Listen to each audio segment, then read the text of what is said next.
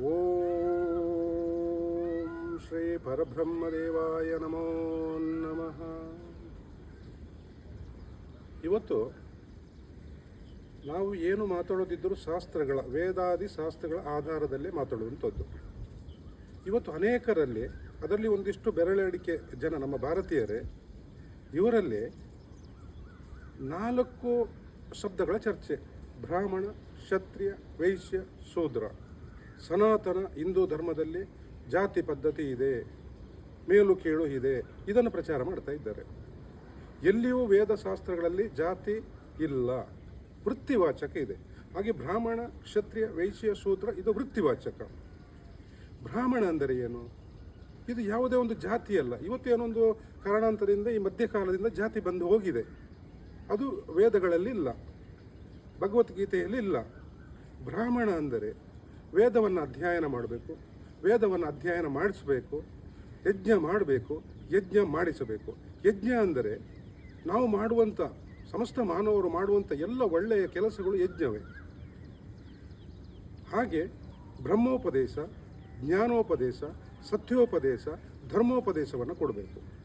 ಯಾರು ಇದನ್ನು ಕೊಡ್ತಾರೋ, ನೀವು ಯಾವುದೇ ಕುಟುಂಬದಲ್ಲಿ ಅಥವಾ ಈಗ ಮಾಡಿದಂಥ ಜಾತಿ ಪದ್ಧತಿ, ನೀವು ಎಲ್ಲೇ ಹುಟ್ಟಿರಿ ಬೆಳೆದಿರಿ, ನೀವು ವೇದಶಾಸ್ತ್ರಗಳನ್ನು ಅಧ್ಯಯನ ಮಾಡಿ ಇದನ್ನು ಯಾರಿಗೆ ನೀವು ಬೋಧನೆ ಕೊಡ್ತೀರೋ ಅವರು ಬ್ರಾಹ್ಮಣರು. ಬ್ರಾಹ್ಮಣ ಅಂದರೆ ಸರಳ ಶಬ್ದ ಜ್ಞಾನಿ.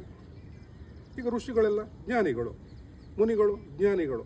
ಇವತ್ತು ವಿದ್ವಾಂಸರುಗಳು ಇದ್ದಾರೆ, ವೇದಾಧ್ಯಯನ ಮಾಡಿ ಎಲ್ಲವನ್ನು ಹೇಳುವಂಥವರಿದ್ದಾರೆ. ಇವರು ಬ್ರಾಹ್ಮಣರು, ಜ್ಞಾನಿ. ಕ್ಷತ್ರಿಯ ಅಂದರೆ ಆಡಳಿತ ವರ್ಗದಲ್ಲಿ ಕೆಲಸ ಮಾಡುವಂಥವರು, ರಾಜರು, ಆರ್ಮಿ, ಪೊಲೀಸ್, ಹಾಗೆ ರಾಜನ ಡಿಪಾರ್ಟ್ಮೆಂಟ್ ಅಂದರೆ ಆಡಳಿತ ವರ್ಗದಲ್ಲಿ ಕೆಲಸ ಮಾಡುವಂಥವರು. ಇವರು ಕ್ಷತ್ರಿಯರು. ಅವರು ಇಲ್ಲದಿದ್ದರೆ ನಮಗೆ ಬದುಕು ಇಲ್ಲ, ನಾನು ಇಲ್ಲಿ ಮಾತಾಡಲಿಕ್ಕೂ ಆಗೋದಿಲ್ಲ.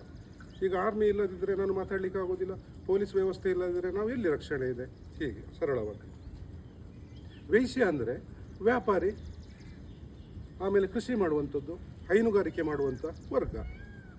ಈ ಕೆಲಸಗಳನ್ನು ಮಾಡುವವರು ವೈಶ್ಯ. ಶೂದ್ರ ಅಂದರೆ ಯಾರು? ಶ್ರಮಜೀವಿ. ಶೂದ್ರ ಅಂದರೆ ತುಂಬ ಕೀಳುಮಟ್ಟ, ಅಥವಾ ಬ್ರಾಹ್ಮಣ ಮೇಲ್ಮಟ್ಟ, 2ನೇ ಸ್ಥಾನ ಕ್ಷತ್ರಿಯ, 3ನೇ ಸ್ಥಾನ ವೈಶ್ಯ, 4ನೇ ಸ್ಥಾನ ಕೆಳಗಿನ ಸ್ಥಾನ ಶೂದ್ರ. ಹಾಗೆ ಇಲ್ಲ.